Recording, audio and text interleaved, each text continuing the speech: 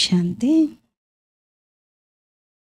ఈరోజు మురళిలో బాబా పిల్లలు మీకు భౌతికపరమైనటువంటి సంపన్నత యొక్క నశ ఉండకూడదు అన్నారు. ఆత్మిక నశలో ఉండాలి, కానీ భౌతికంగా తన సంపాదన, తన ఉన్నటువంటి ఆస్తిపాస్తులు, ధనం యొక్క అహంకారంలోకి రావద్దు. బాబా అవినాశి జ్ఞాన రత్నాలతో మన ఒడిని నింపుతున్నారు.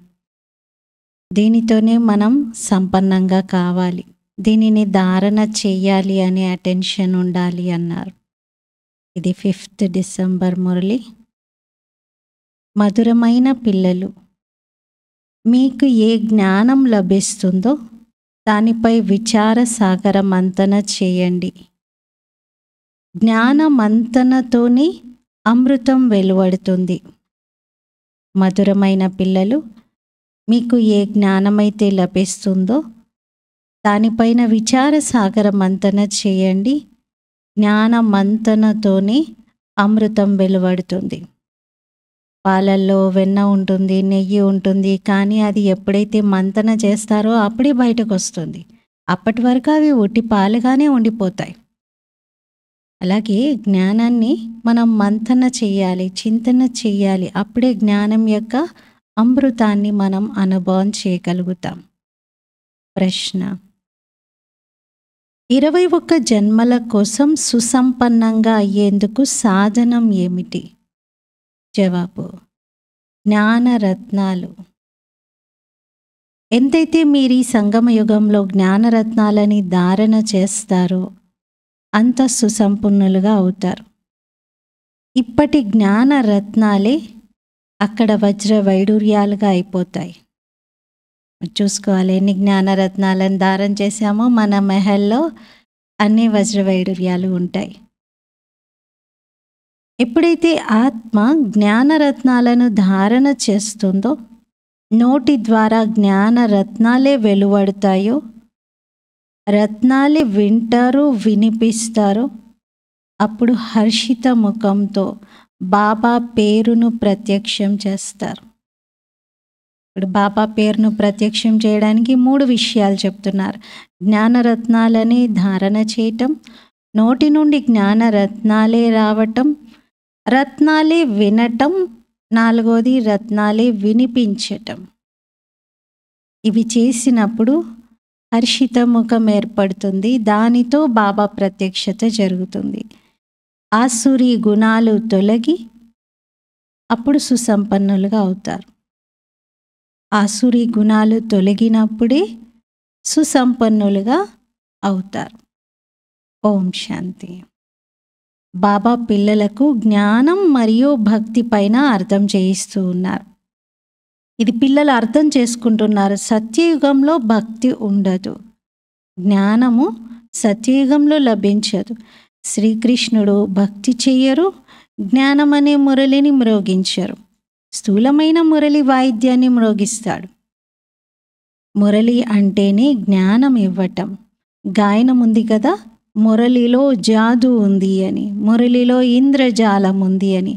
మరి తప్పనిసరిగా ఏదైనా ఇంద్రజాలం ఉండి ఉంటుంది కదా. కేవలం మురళిని మ్రోగించడం ఇది కామన్ విషయమే. ఫకీర్లు కూడా మురళిని మ్రోగిస్తూ ఉంటారు. ఇందులో జ్ఞానం యొక్క ఇంద్రజాలం ఉంది. ఇక్కడ బాబా ఏం మురళిని మ్రోగిస్తున్నారు? జ్ఞానం. జ్ఞానానికే అంత మహిమ జరిగింది. తన్మయత్వంతో దేహం యొక్క స్పృహను కూడా కోల్పోయి అలా మురళి జ్ఞానం వినగానే పరిగెత్తుకుంటూ వచ్చేసేవారు అని. అదొక ఫ్లూట్ మహిమ కానే కాదు, ఒక వాయిద్యం ఇన్స్ట్రుమెంట్కి ఉన్న మహిమ కాదు. ఒక ఇన్స్ట్రుమెంట్కి అంత గొప్ప క్రెడిట్ ఇవ్వడానికి లేదు. ఇన్స్ట్రుమెంట్స్ అన్నీ కూడా చాలా గొప్పవే. అందులో ఒక్క ఫ్లూట్ అనే కాదు, మిగతా ఇన్స్ట్రుమెంట్స్ కూడా ఎన్నో ఉన్నాయి. కానీ ఇది జ్ఞానానికి సంబంధించినటువంటి విషయం. జ్ఞానంలో ఆ ఇంద్రజాలం, ఆ జాదు ఉంది. అజ్ఞానాన్ని జాదు, ఇంద్రజాలం అని అన్నారు. మనుషులు అనుకుంటారు కృష్ణుడు మురళిని మ్రోగించేవాడు అని, చాలా మహిమ చేస్తూ ఉంటారు, అలా మురళి గానం చేస్తూ ఉంటాడు అని చెప్పి.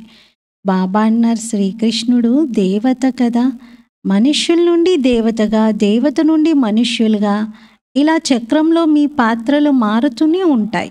దైవీ సృష్టి కూడా ఉంటుంది, మనుష్య సృష్టి కూడా ఉంటుంది. రెండు అర్ధకల్పం ఉంటాయి. ఈ జ్ఞానంతో మనుషుల నుండి దేవతలుగా అవుతారు. ఎప్పుడైతే సత్యయుగం ఉంటుందో అప్పుడు జ్ఞానం యొక్క వారసత్వం అని అంటారు. సత్యయుగంలో భక్తి ఉండదు. దేవతలు ఎప్పుడైతే మనుష్యులు అవుతారో అప్పుడు భక్తి మొదలవుతుంది. మనుషులను వికారిగా, దేవతలను నిర్వికారిగా పిలుస్తాం. మనుషులంటేనే వికారి, దేహాభిమానంలో ఉంటారు కాబట్టి. దేవతలు నిర్వికారి. దేవతల యొక్క సృష్టిని పవిత్ర ప్రపంచం అని అంటారు. ఇప్పుడు మీరు మనుష్యుల నుండి దేవతలుగా అవుతున్నారు. దేవతల్లో ఈ జ్ఞానం అయితే ఉండదు కదా. దేవతలు సద్గతిలో ఉన్నారు, సత్యయుగంలో సద్గతిలో ఉన్నారు. జ్ఞానం ఎప్పుడు కావాలి? దుర్గతిలో ఉన్నటువంటి వారికి. సద్గతిలో ఉన్న వారికి జ్ఞానం అవసరం ఉండదు. ఈ జ్ఞానంతోనే మీలో అన్ని దైవీ గుణాలు వచ్చేస్తాయి. జ్ఞానం యొక్క ధారణతో నడవడిక దైవికంగా మారుతుంది, దివ్యంగా మారుతుంది. తక్కువ ధారణ చేసేటువంటి పిల్లల నడవడిక మిక్స్డ్గా ఉంటుంది. ఒక్కోసారి ఒక్కో రకంగా, ఒక్కోసారి శాంతంగా ఉండొచ్చు, ఒక్కోసారి క్రోధంలో రావచ్చు. కానీ దానిని ఆసురి నడవడిక అనైతే అనరు. ధారణ జరగదు. ధారణ లేకపోతే నా పిల్లలుగా ఎలా పిలువబడతారు? పిల్లలకి తండ్రి గురించి తెలియకపోతే తండ్రి మాత్రం పిల్లల్ని ఎలా తెలుసుకుంటారు? మీ మనసులో ఏముందో, మీరేం చేస్తున్నారో, మీ ధారణ ఎలా ఉందో మీరు చెప్పాలి కదా. తండ్రిని గుర్తించాలి, తెలుసుకోవాలి. ఎంత దూషించేటువంటి మాటలు మాట్లాడుతూ ఉంటారు. బాబాకు ఎన్ని రకాల నిందలను వేస్తూ ఉంటారు. చాలా రకాలుగా బాబాను నిందిస్తూ ఉంటారు. బాబాను నిందించడం ఎంత తప్పు కదా. భగవంతుణ్ణి నిందించడం అది చాలా చెడ్డది. ఎప్పుడైతే వారు బ్రాహ్మణులుగా అవుతారో అప్పుడే కానీ నిందించడం, దూషించడం ఇది సమాప్తం అవ్వదు. బ్రాహ్మణులుగా అయ్యాక అర్థాలు తెలుసుకుంటారు కాబట్టి దోషిగా ఎవరిని నిలబెట్టరు. మీరు ఈ జ్ఞానం యొక్క విచార సాగర మంతన చేయాలి. విద్యార్థులు విచార సాగర మంతన చేసినప్పుడే జ్ఞానంలో ఉన్నతిని పొందగలుగుతారు. మీకు ఈ జ్ఞానం లభించింది, దీనిపైన మీరు తప్పనిసరిగా విచార సాగర మంతన చేయాలి. అప్పుడే అమృతం వెలువడుతుంది. విచార సాగర మంతనయే చేయకపోతే ఇంకేం మంతన నడుస్తుంది మరి లోపల? ఆసురి ఆలోచనల మంతననా అడుగుతున్నారు బాబా. మీరు జ్ఞానాన్ని ఆలోచించట్లేదంటే ఏదోటి ఆలోచించకుండా ఎలాగో మనసు ఉండదు. మరి ఏం ఆలోచిస్తున్నట్టు? చెత్త విషయాల, ఆసురి ఆలోచనల, దాని నుండి చెత్తనే వెలువడుతుంది. ఇప్పుడు మీరు ఈశ్వరీయ విద్యార్థులు, గాడ్లీ స్టూడెంట్గా ఉన్నారు. మీకు తెలుసు మనుషుల నుండి దేవతలుగా తయారు చేసే చదువు బాబా మాకు చదివిస్తున్నారు అని. దేవతలైతే చదివించరు కదా. దేవతలు వచ్చేసి మనకి ఈ జ్ఞానాన్ని చెప్పడం జరుగుతుందా? లేదు. దేవతలను జ్ఞాన సాగరుడు అని అనరు, బాబాయే జ్ఞాన సాగరుడు. ఇప్పుడు స్వయాన్ని ప్రశ్నించుకోవాలి, నాలో అన్ని దైవీ గుణాలు ఉన్నాయా? ఒకవేళ ఆసురి గుణాలు ఉన్నాయి అంటే వాటిని తొలగించుకున్నప్పుడే దేవత అని పిలువబడతారు.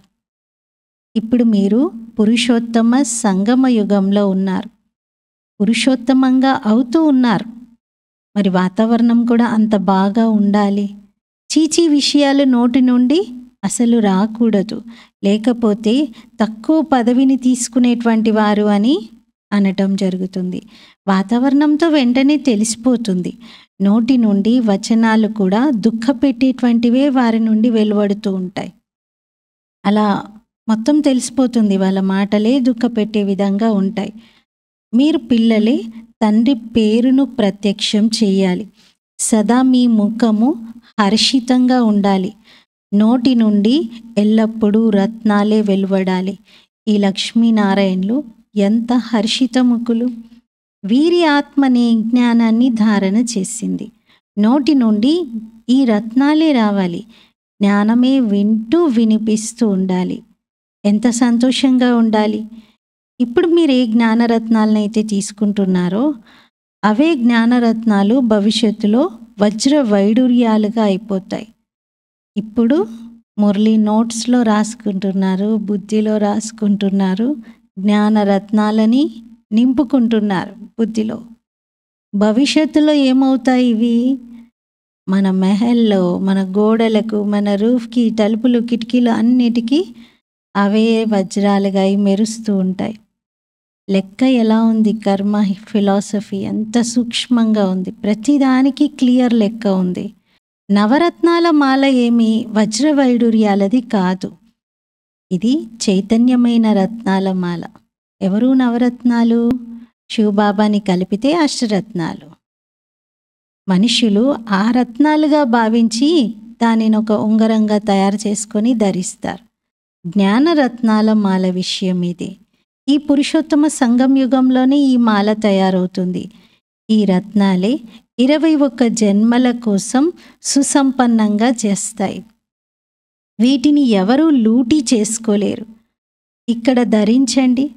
ఇక్కడ ఎవరైనా నవరత్నాల ఉంగరాన్ని ధరిస్తే వెంటనే దోచుకునే వాళ్ళు రెడీ అయిపోతారు. వీళ్ళు ఎప్పుడు ఒంటరిగా ఉంటారా, ఎప్పుడు వీళ్ళపైన అటాక్ చేసి తీసుకుందామా అని చూస్తూ ఉంటారు. మరి స్వయాన్ని ఇప్పుడు మీరు చాలా చాలా వివేకవంతులుగా చేసుకోవాలి. ఆసురీ గుణాలను తొలగించుకోవాలి.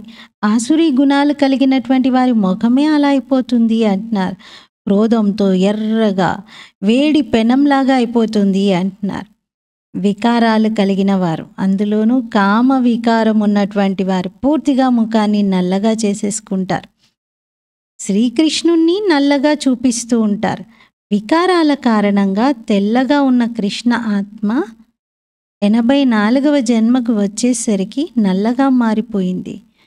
మీరు పిల్లలు ప్రతి విషయాన్ని విచార సాగర మంతన చేసి అర్థం చేయించాలి. ఇప్పుడు కృష్ణుడు నల్లనివాడు కాదు. శ్రీకృష్ణుడైతే సర్వాంగ సుందరుడు, అందరికంటే తెల్లగా అందంగా ఉన్నటువంటి వాడు, అందరికంటే ప్యూరిటీలో నెంబర్ 1.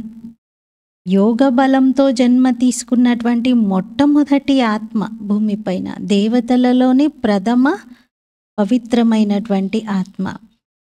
కానీ ప్రతి ఆత్మ 4 స్టేజెస్ని దాటుతుంది. అలాగే దేవతలందరూ దాటారు. కృష్ణుడి ఆత్మ కూడా దాటి అంతిమ జన్మలో నల్లగా అంటే ఏంటి? వికారిగా అయింది. శరీరం చర్మం నలుపు కాదు, ఇది ఆత్మ వికారిగా అయింది. లేకపోతే బ్రహ్మబాబా అంతిమ జన్మలో కూడా మంచిగా తెల్లగా ఫేర్గానే ఉన్నారు. ఇది నల్లగా అంటే ఆత్మ యొక్క విషయం, ఆత్మ వికారిగా మారింది. అందుకే నల్లగా చూపిస్తూ ఉంటారు. కానీ బాబా అన్నారు, మీరు అర్థం చేయించండి అందరికీ. ఈ చదువుతో మీరు ధనాన్ని పొందుతారు. పిల్లలు, మీరు విన్నారు కదా, క్వీన్ విక్టోరియా యొక్క మంత్రి చాలా పేదవాడిగా ఉండేవాడు. వీధి దీపం క్రింద చదువుకుంటూ చాలా కష్టపడి పైకొచ్చాడు. కానీ ఆ చదువేమీ రత్నం కాదు కదా. దానితో ఏమైనా రత్నాలు లభిస్తాయా? ఆ భౌతిక చదువుతో జ్ఞానం చదువుకొని పూర్తిగా పొజిషన్ని తీసేసుకున్నారు. కష్టపడి చదివి అతను క్వీన్ విక్టోరియాకే వజీర్గా పొజిషన్ తీసుకున్నాడు. ఆ చదువు బాగా ఉపయోగపడింది. ధనం కాదు ఉపయోగపడింది, చదువు. ధనమైతే అతడి దగ్గర లేనే లేదు, పేదరికం ఉంది. కానీ చదువుతోటి అంత ఉన్నతంగా తయారు కాగలిగాడు.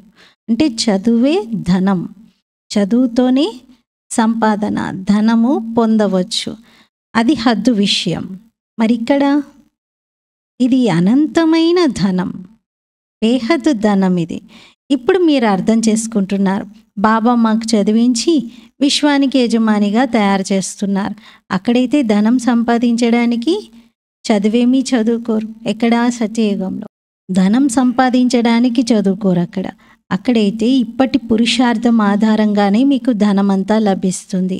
ధనం అవినాశిగా అయిపోతుంది. దేవతల వద్ద చాలా ధనం ఉండేది, కానీ ఎప్పుడైతే వామ మార్గంలో రావణ రాజ్యంలోకి వస్తారో అప్పుడు మొత్తం ధనం అంతా ఖర్చు పెట్టడం మొదలుపెట్టారు. అయినా అప్పటికి కూడా ఎంత ధనం ఉండేది చూడండి. రావణ రాజ్యంలో ఆదిలో ద్వాపరయుగంలో ఒక్కొక్క మందిరాన్ని ఎంత వైభవంగా, ఎంత వజ్రవైడూర్యాలు బంగారాన్ని పెట్టి నిర్మించారు. ఎన్ని మందిరాలు తయారయ్యాయి. తర్వాత ముస్లిమ్స్ అందరూ వచ్చి లూటీ చేసుకున్నారు. ఎంత ధనవంతులుగా ఉండేది ఆ సమయంలో. మీరు ఈ రోజుల్లో చదువుతో అంత ధనవంతులుగా అయితే ఏమీ అవ్వరు. అందుకే ఏం చేస్తారు, బాగా చదువుకున్న తర్వాత కొందరు ప్రత్యేకంగా మళ్ళీ వ్యాపారం మొదలు పెడతారు. ఎందుకంటే కేవలం చదువుతో వచ్చే ఉద్యోగంతో ఎక్కువ సంపాదించలేము అని. ఒక లిమిట్ వరకు మాత్రమే ఉద్యోగంతో సంపాదించగలుగుతారు. కానీ వ్యాపారము ఇంకా మిగతా కార్యాలు చేయడంతో ఇంకా ఎక్కువ సంపాదించవచ్చు అనుకుంటారు. అందుకే బాబా అంటున్నారు, మీరు చదువుకుంటే ఎంత చదువుకున్నా బంగారపు మెహల్ కట్టుకునే అంత మాత్రం మీరేమీ సంపాదించుకోలేరు అంటున్నారు. కానీ ఈ చదువుతో చూడండి మీరు ఎలా అయిపోతున్నారు. పేదవారు షావుకారులుగా అవుతున్నారు. ఇప్పుడు భారత్ చూడండి ఎంత పేదగా ఉందో. పేరుకు సావుకారులు ఇక్కడ ఎంతోమంది ఉన్నారు. వారికి తీరికనే లేదు జ్ఞానం వినడానికి. తమ ధనము, పొజిషన్ యొక్క అహంకారం ఎంతగా ఉంటుంది వారికి. ఇందులో అహంకారం అంతా తొలగిపోవాలి. మేం ఆత్మలం. ఆత్మ వద్ద ధనము, సంపద, వజ్రవైడూర్యాలు మొదలైనవి ఏవి లేవు. బాబా అంటారు, మధురమైన పిల్లలు, దేహ సహితంగా దేహం యొక్క అన్ని సంబంధాలని వదలండి. ఆత్మ శరీరాన్ని విడిచిపెడితే షావుకారి అది ఆత్మ శరీరాన్ని విడిచిపెట్టినప్పుడు షావుకారుగా ఉన్నటువంటి నశ అంతా సమాప్తం అయిపోతుంది. ఇంకా మళ్ళీ కొత్తగా నెక్స్ట్ జన్మలో చదువుకోవాల్సి వస్తుంది, ధనం సంపాదించాల్సి వస్తుంది. అప్పుడే ధనవంతులుగా అవుతారు. లేదా గత జన్మలో ఒకవేళ దాన పుణ్యాలు చేసి ఉంటే ఈ జన్మలో షావుకారి ఇంట్లో జన్మ తీసుకునే అవకాశం ఉంటుంది. అంటారు కదా, గత జన్మల యొక్క ఫలం ఇది అని. పూర్వజన్మ సుకృతము అంటారు. జ్ఞానాన్ని ధారణ చేశారనుకోండి, కాలేజ్, ధర్మశాల మొదలైనవి తయారు చేశారు, దాని ఫలితం కూడా తప్పకుండా లభిస్తుంది. కానీ అది అల్పకాలికంగానే. జ్ఞానాన్ని దానం చేశారనుకోండి, అప్పుడు వారు నెక్స్ట్ జన్మలో మంచి విద్యావంతులు అవుతారు. ఒకవేళ సత్రం కట్టించారనుకోండి, నెక్స్ట్ జన్మలో చాలా పెద్ద ఇల్లు ఉంటుంది. ఇల్లు ఉంటుంది కానీ డబ్బు ఉంటుందని గ్యారంటీ లేదు. చాలామందికి ఇల్లు ఉంటాయి, ప్రాపర్టీ, స్థిరాస్తి బాగా ఉంటుంది, కానీ డబ్బులు ఉండవు. అలాగే ఎవరైతే ఉచితంగా వైద్య సేవలను అందిస్తారో వారికి నెక్స్ట్ జన్మలో మంచి ఆరోగ్యం లభిస్తుంది. మరి ఆరోగ్యం ఒకటే అంటే ఏది చేస్తే అదే లభిస్తుంది. దాంతోపాటు మిగతా ఐశ్వర్యము, సంబంధాల సుఖము, అందము, చదువు అన్నీ లభిస్తాయి అనేది గ్యారంటీ లేదు. దాన పుణ్యాలు ఇక్కడే చేస్తారు. సత్యుగంలో అయితే చేయడం జరగదు. సత్యుగంలో మంచి కర్మలే జరుగుతాయి. ఎందుకంటే ఇప్పటి వారసత్వమే మీరు అక్కడ తీసుకుంటారు. అక్కడ ఎలాంటి వికర్మలు జరగవు. ఎందుకంటే రావణుడే ఉండడు. వికారాల్లోకి వెళ్ళడంతో వికారి కర్మలు తయారవుతాయి. వికారాలతో వికర్మలు తయారవుతాయి. స్వర్గంలో ఎలాంటి వికర్మలే ఉండవు. మొత్తం ఆధారం అంతా కర్మల పైన ఉంది. ఈ మాయా రావణుడు అవగుణిగా తయారు చేస్తాడు. అవగుణి అంటే అవగుణాలతో నిండిన వ్యక్తి. బాబా వచ్చి సర్వగుణ సంపన్నులుగా తయారు చేస్తారు. రామవంశీయులు, రావణ వంశీయుల మధ్య యుద్ధం నడుస్తుంది. మీరు రాముని పిల్లలు, మీరెంత మంచి మంచి పిల్లలు ఉన్నారు ఇక్కడ, కానీ మాయతో ఓడిపోతూ ఉంటారు. బాబా పేరు తీసుకోవటం లేదు, అయినా వారిపైన బాబా ఆశ పెట్టుకుంటారు. అధముల కన్నా అధములను కూడా ఉద్ధరించేవారు బాబా, శివబాబా. బాబా మొత్తం విశ్వం యొక్క ఉద్ధరణ చేస్తారు. రావణ రాజ్యంలో అందరూ అధమ గతిని పొందారు. బాబా అయితే రక్షించుకుంటూ ఇతరులని రక్షించేందుకు ఉపాయాలని రోజు తెలియజేస్తూ ఉంటారు. మనం రక్షింపబడుతూ ఉండాలి, ఇతరులను కూడా రక్షించాలి. దీనికోసమే యుక్తులను బాబా తెలియజేస్తూ ఉంటారు. అయినా కూడా పడిపోతారు. మళ్ళీ అధమ కంటే అధమ గతికి చేరుకుంటారు. అధముల కంటే అధములుగా అయిపోతారు. తర్వాత అంతగా పైకి ఎక్కలేరు. ఆ అధమంగా అయ్యేటువంటి నేచర్ లోపల తింటూ ఉంటుంది. ఈ విధంగా అంటారు కదా, అంత్యకాలంలో స్త్రీని స్మరిస్తే వెళ్ళి వేశ్య జన్మ తీసుకుంటారు అని. అంటే ఏదైతే చెడు వికారీగా చేసినటువంటి పని ఉందో ఆ పని మనసులో బాగా తింటూ ఉంటుంది. అదే గుర్తొస్తూ ఉంటుంది. ఆ చర్యను మర్చిపోలేకపోతారు, అది వదలలేకపోతారు. అది చేశానే, తప్పు చేశాను కదా, బాబాను పొందాక కూడా మళ్ళీ అలాంటి తప్పు జరిగింది కదా అని బాగా ఫీల్ అవుతూ ఉంటారు లోపల. అందుకే అధములుగా చేసినటువంటి ఆ చర్యలే గుర్తొస్తూ ఉంటాయి అంటున్నారు. మరి బాబా ఇప్పుడు పిల్లలకు అర్థం చేయిస్తూ ఉన్నారు. కల్పకల్పం మీరే వింటున్నారు. సృష్టి చక్రం ఎలా తిరుగుతుంది అనేది జంతువులకైతే తెలియదు కదా, మీకే తెలుసు. మీరే వింటున్నారు, అర్థం చేసుకుంటున్నారు. మనుషులే. ఈ లక్ష్మీనారాయణలను కూడా ముక్కు, చెవు అన్నీ ఉన్నట్టుగా చూపిస్తారు. సేమ్ మనకి ఎలా అయితే హ్యూమన్ స్ట్రక్చర్ ఉందో, తల, చేతులు, కాళ్ళు, చెవులు, కళ్ళు, ముక్కు, నోరు, పళ్ళు, సేమ్ ఇలాగే వారి యొక్క శరీరం కూడా ఉంది. కానీ వారిలో దైవీ గుణాలు ఉన్నాయి.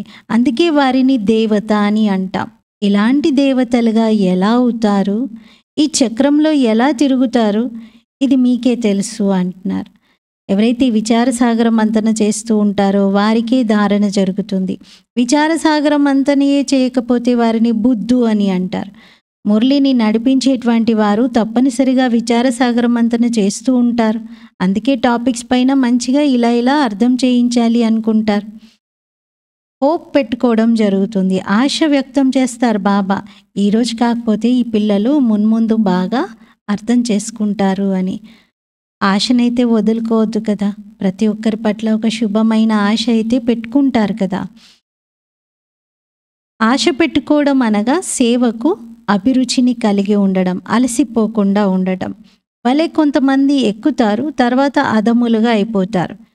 ఒకవేళ మళ్ళీ వచ్చినా స్నేహంతో కూర్చోబెడతారు కదా. లేకపోతే వెళ్ళిపోండి, ఎందుకు వచ్చారు మీరు అని అంటారా? స్నేహంతో కూర్చోబెడతారు కదా. క్షేమ సమాచారాలని అడగవలసి వస్తుంది. ఇన్ని రోజులు ఎక్కడికి వెళ్ళారు, ఎందుకు రాలేకపోయారు అడగాలి. అంటారు అప్పుడు మాయతో ఓడిపోయాను అని అనుకుంటారు. జ్ఞానం చాలా మంచిది అని స్మృతి అయితే కలుగుతుంది కదా. భక్తితో ఓటమి గెలుపుల విషయం అనేది ఉండదు. భక్తిలో ఓటమి గెలుపుల యొక్క విషయం అనేది ఉండదు. ఇది జ్ఞానం. దీంట్లోనే ధారణ చెయ్యాలి. దీనినే ధారణ చెయ్యాలి. మీరు ఎప్పటి వరకు బ్రాహ్మణులుగా అవ్వరో అప్పటి వరకు దేవతగా కాలేరు. క్రిస్టియన్లు, బౌద్ధీలు, పార్సీలు మొదలైన వారు ఎవ్వరు కూడా బ్రాహ్మణులుగా కాలేరు. బ్రాహ్మణుల పిల్లలు బ్రాహ్మణులుగా ఉంటారు. ఈ విషయాలు ఇప్పుడే మీరు అర్థం చేసుకుంటున్నారు. మీకు తెలుసు, ఒక్క తండ్రి యొక్క స్మృతిలోనే మనం ఉండాలి. ఒక్క శివ పరమాత్మని జ్ఞాపకం చేయాలి. తండ్రిని జ్ఞాపకం చేయడంతో మీకు తండ్రి ఇచ్చేటువంటి వారసత్వం లభిస్తుంది. ఎవరైనా కలిస్తే వాళ్ళకి చెప్పండి, మీరు ఒక్క అక్షరం గుర్తుపెట్టుకోండి, పరమాత్మ తండ్రిని జ్ఞాపకం చేయాలి అని. వారిని జ్ఞాపకం చేయడమే అన్నింటికంటే ముఖ్యమైన విషయం. తండ్రి ఒక్కరినే అందరూ జ్ఞాపకం చేయాలి. ఒక్కరు అని కూడా ఎవరిని అంటారు? ఒక్క శివబాబాని అంటారు. మిగతా ఏది కూడా ప్రపంచంలో ఒక్కరు అనడానికి లేదు. మనుషుల్లో, జంతువుల్లో, జీవరాశులన్నింటిలో, చైతన్యమైన ప్రాణుల్లో ఒకటిగా ఉన్నదెవరు? ఒక్క శివబాబాని. మిగతా వేటిల్లోనైనా కూడా ఒకటి కాదు, చాలా ఉన్నాయి. మళ్ళీ సూర్యుడు ఒకడే, చంద్రుడు ఒకడే అనకండి, అవి వేరు. చైతన్యంగా ఉన్నటువంటి వాటిల్లో చూస్తే శివబాబా ఒక్కరే, గాడ్ ఈజ్ వన్ అంటారు. వారిని అలఫ్ అని అనడం జరుగుతుంది. బాబా జ్ఞానం ఇస్తున్నారు. బాబా తన పిల్లలుగా తయారు చేస్తున్నారు. మరి మీ పిల్లలకు ఎంత సంతోషం కలగాలి. బాబా మాకు ఎంత గొప్ప సేవ చేస్తున్నారు, విశ్వానికి యజమానిగా చేస్తున్నారు అని. తర్వాత స్వయం పవిత్ర ప్రపంచానికి వచ్చే పురుషార్థం చెయ్యాలి. శివబాబా అయితే ఆ పవిత్ర ప్రపంచంలోకి రానే రారు. వారు స్వయం రారు. పావన ప్రపంచంలో వారినెవ్వరూ పిలవనే పిలవరు. పతిత ప్రపంచంలోనే పిలుస్తారు. పావన ప్రపంచంలో వచ్చైతే ఏం చేస్తాను నేను అంటున్నారు. వారి పేరే పతిత పావన. మరి పాత ప్రపంచాన్ని పావన ప్రపంచంగా తయారు చేసే డ్యూటీ వారిది. కానీ పూజ చేసేటువంటి వారికి కూడా ఈ విషయాలేమీ తెలియదు. భలే ఒక ఆచారం పద్ధతినైతే తయారు చేశారు పూజించటానికి.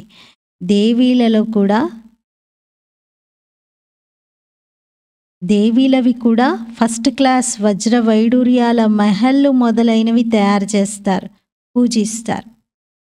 ఏదైతే చిన్న విగ్రహం ఉంటుందో దానికి కూడా చుట్టూ గోపురంలాగా బంగారము వెండిది తయారు చేసి పెట్టి పూజిస్తూ ఉంటారు. అక్కడేమో మట్టి లింగాన్ని తయారు చేశారు, తర్వాత కూల్చేశారు. తయారు చేయడంలో శ్రమ ఏమీ అనిపించదు. దేవీలను తయారు చేయడంలో చాలా శ్రమ చేయాలి. ఇది కూడా సీక్రెట్ చూడండి. శివబాబా లింగం తయారు చేయడం ఎంత ఈజీ. ఒక ముద్ద ఒక బాల్ లాగా చేసేసి పెడితే చాలు, అది శివలింగం అయిపోతుంది. కానీ ఒక దేవత ఆత్మను తయారు చేయాలి అంటే ఫిజికల్గా ప్రాక్టికల్గా చూసినా కూడా ఒక మానవుణ్ణి దేవతగా చేసే ప్రొసీజర్ చాలా చాలా లెంది. అంటే చాలా విషయాలు వస్తాయి అందులో. ఎన్నో రోజులు పడుతుంది. ఎంతో పరివర్తన తీసుకురావాలి. సంకల్ప స్వప్నం వరకు చెకింగ్ చేసుకోవాలి, భౌతికం నుండి సూక్ష్మం వరకు. అందుకే దేవతగా అవ్వడంలో శ్రమ ఉంది. అలాగే ఒక దేవీ దేవత విగ్రహాన్ని తయారు చేయడంలో కూడా శ్రమ ఉంది. స్థూలంగా శివలింగం చేసినంత సులువుగా వాటిని తయారు చేయలేరు. శివలింగం ఏముంది, చిన్నపిల్లలు కూడా తయారు చేస్తారు. సముద్ర తీరాల్లో ఇసుకనంతా కూడా లింగాకారంలో పెట్టి 1 సెకండ్లో తయారు చేస్తారు. 1 సెకండ్లో మళ్ళీ మొత్తం మట్టినంతా కూడా తెరిపేస్తారు. తయారు చేయడంలో శ్రమ ఉండదు. కానీ విగ్రహం తయారు చేయండి, దేవీల విగ్రహం, చాలా శ్రమ ఉంది. శివబాబా పూజలో కూడా శ్రమ ఏమీ లేదు అంటున్నారు. శివబాబా పూజలో పెద్ద కండిషన్స్ ఏమీ లేవు. ఏ పుష్పం దొరికినా, ఏ పత్రం దొరికినా, ఏ ఫలం దొరికినా ఏదైనా పెట్టచ్చు. కానీ దేవీలవి చూడండి, పర్టికులర్గా ఒక్కో దేవికి కమల పుష్పాలే పెట్టాలి, ఒక్కో దేవికి ఫలానావే తీసుకురావాలి అంటారు. నైవేద్యాలు వేరు ఎన్ని ఉన్నాయి, శివబాబాది ఏమీ లేదు. ఇక్కడే అర్థమవుతుంది మనకి. దేవీలందరూ పురుషార్థంలో ఎవరెవరు ఎలాంటి ధారణ చేశారో దాని రకంగానే వారికి పూజల్లో కూడా అన్నీ పెట్టడం జరుగుతున్నాయి. కానీ శివబాబాది అలా ఉండదు. బాబా అన్నారు, ఇక్కడైతే ఉచితంగా లభిస్తుంది. రాళ్ళు రప్పలను కొంచెం అరగదీశారంటే చాలు, లింగాకారంలో తయారైపోతాయి. ఉచితంగా శివలింగాలు దొరుకుతాయి. అంటే ఎక్కడ పడితే అక్కడ దొరుకుతాయి అంటున్నారు. కొంచెం రాయి రప్ప నీటికి అరిగింది అంటే సముద్ర తీరాల్లో ఉన్నటువంటి నీటి తాకిడికి అక్కడ ఉన్నటువంటి రాళ్ళన్నీ కూడా చాలా సాఫ్ట్గా అయిపోతాయి, రౌండ్గా అయిపోతాయి. పూర్తిగా అండాకారంగా తయారు చేసేస్తారు. అంటారు అండాకారంలోని ఆత్మ ఉంటుంది, బ్రహ్మ మహాతత్వంలో ఉంటుంది అని. అందుకే దాన్ని బ్రహ్మాండం అంటారు. మీరు బ్రహ్మాండానికి విశ్వానికి యజమానిగా అవుతున్నారు. మరి మొట్టమొదట ఒక్క తండ్రి విషయాన్ని అర్థం చేయించాలి. శివుడిని బాబా అంటూ అందరూ జ్ఞాపకం చేస్తారు. మనం జ్ఞానంలో వచ్చాక ఇటువైపు సౌత్ వైపు అయితే శివబాబా అని జ్ఞానంలో వచ్చిన తర్వాత మనం వింతగా తెలుసుకుంటున్నాం. కానీ నార్త్ సైడ్ జ్ఞానం తెలియనటువంటి వాళ్ళు కూడా శివుణ్ణి బాబా అంటారు. శివ్ భోలేనాథ్ బాబా అంటారు. కేదార్నాథ్, బద్రీనాథ్ అటువైపు వెళ్తూ ఉంటే ఆ యాత్రలు చేసేవారు శివ్ బాబా అని అంటారు. బాబా అంటే తండ్రి అని అర్థం. అందుకని భక్తి మార్గంలోనే ఆ పదాన్ని వాడారు. కొత్తగా జ్ఞాన మార్గంలో వాడిన పదమే కాదు ఇది. భక్తిలో కూడా బాబా అని వాడారు శివుడి కోసం. రెండవది, బ్రహ్మని కూడా బాబా అంటారు. ప్రజాపిత మొత్తం ప్రజలందరికీ పిత కదా, గ్రేట్ గ్రేట్ గ్రాండ్ ఫాదర్ అంటారు. వీరిలో మొత్తం జ్ఞానమంతా ఉంది. అదే మీరు పిల్లలందరికీ ఇస్తున్నారు. ప్రజాపిత అని అంటారు. చాలామంది అంటారు ప్రజాపిత అని, కానీ యథార్థ రీతిగా అయితే తెలుసుకునే ప్రయత్నం చెయ్యరు. బ్రహ్మ ఎవరి అబ్బాయి? మీరంటారు పరంపిత పరమాత్ముని యొక్క అబ్బాయి అని. శివబాబానే వీరిని అడాప్ట్ చేసుకున్నారు. అందుకే వీరు శరీరధారిగా అయిపోయారు. ఈశ్వరుడికే మీరంతా సంతానం కదా. ఎప్పుడైతే శరీరం లభిస్తుందో అప్పుడు ప్రజాపిత బ్రహ్మ యొక్క అడాప్షన్గా అవుతారు. అది అడాప్షన్ కాదు. శివబాబా పిల్లలుగా ఉండటం అడాప్షన్ కాదు. బ్రహ్మ సంతానంగా అవ్వటం అడాప్షన్. ఆ అడాప్షన్ కాదు అంటే లౌకికంలో ఏదైతే దత్తత తీసుకునే ప్రక్రియ ఉంటుందో అటువంటిది కాదు. ఆత్మలను పరంపిత పరమాత్ముడు అడాప్ట్ చేసుకున్నారు అంటారా? లేదు. పరమాత్ముడి దగ్గర అడాప్షన్ అనే విషయం ఉండదు. మీరందరూ ఎప్పటి నుండో పరమాత్ముని పిల్లలుగానే ఉన్నారు. వారు ప్రత్యేకంగా అడాప్ట్ చేసుకోరు. ఇప్పుడు మీరంతా బ్రహ్మ కుమార్ కుమారీలు. శివబాబా అడాప్ట్ చేసుకోవటం లేదు. సర్వ ఆత్మలు అనాదిగా అవినాశిగా వారి పిల్లలుగానే ఉన్నారు. వీరికందరికీ ఇక్కడ ఆత్మలకు తమ తమ శరీరాలు పాత్ర వహించేందుకు లభించాయి. కాబట్టి ఆ పాత్రలను వహిస్తూనే ఉంటాయి. ఈ పాత్రయే అనాది అవినాశి పరంపర నుండి నడుస్తుంది. దీనికి ఆది అంతిమాలు ఉండవు అని అంటాం. అచ్చా, मीठे मीठे सिकीलते बच्चों प्रति माता पिता बाप दादा का याद प्यार और गुड मॉर्निंग। रूहानी बाप की रूहानी बच्चों को नमस्ते। हम रूहानी बच्चों की रूहानी बाप दादा को याद प्यार गुड मॉर्निंग और नमस्ते। मेरा बाबा मीठा बाबा प्यारा बाबा शुक्रिया बाबा। ధారణ కొరకు ముఖ్య సారము. ఫస్ట్ పాయింట్, తన షావుకారుతనము, పొజిషన్ మొదలైన వాటి అహంకారాన్ని తొలగించుకోవాలి.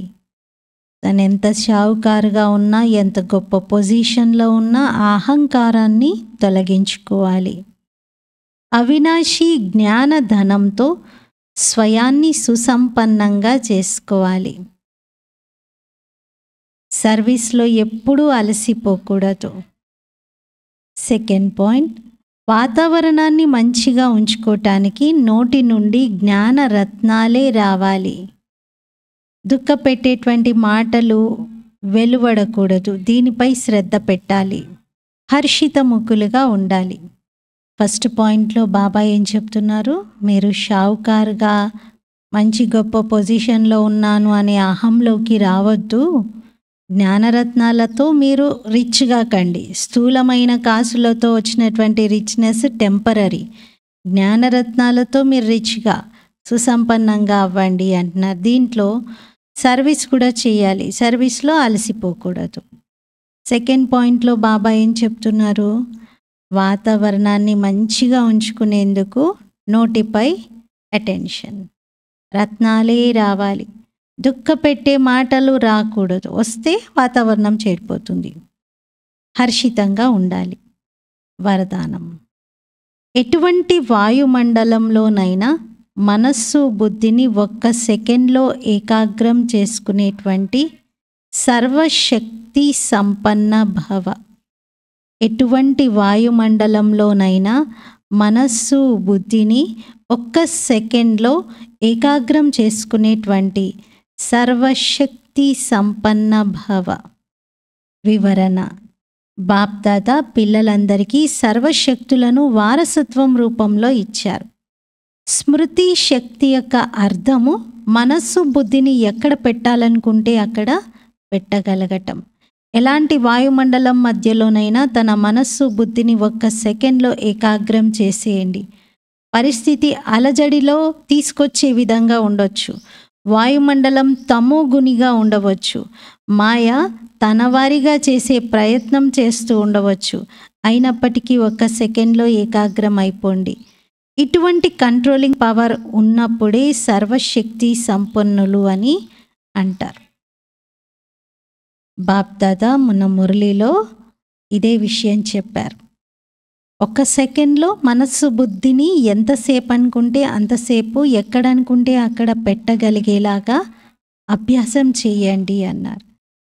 అప్పుడే అంతిమంలో విజయం పొందుతారు. ఎందుకంటే అంతిమ పరీక్ష 1 సెకండ్దే ఉంటుంది. స్లోగన్: విశ్వ కళ్యాణం యొక్క బాధ్యత మరియు పవిత్రత యొక్క ప్రకాశ కిరీటాన్ని ధరించిన వారే డబల్ కిరీటధారిగా అవుతారు. విశ్వ కళ్యాణం యొక్క బాధ్యత మరియు పవిత్రత యొక్క ప్రకాశ కిరీటాన్ని ధరించిన వారే డబల్ కిరీటధారిగా అవుతారు.